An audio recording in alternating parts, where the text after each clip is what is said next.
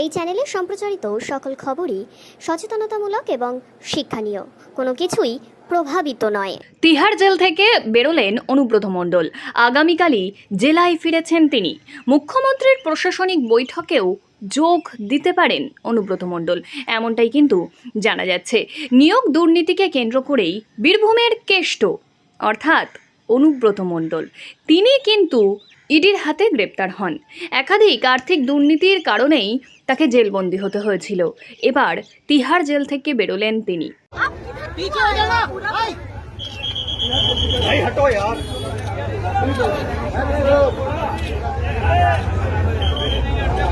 অনুব্রতদা কেমন লাগছে?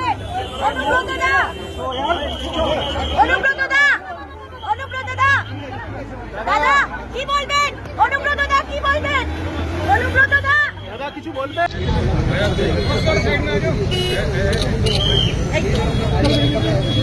অনুব্রতদা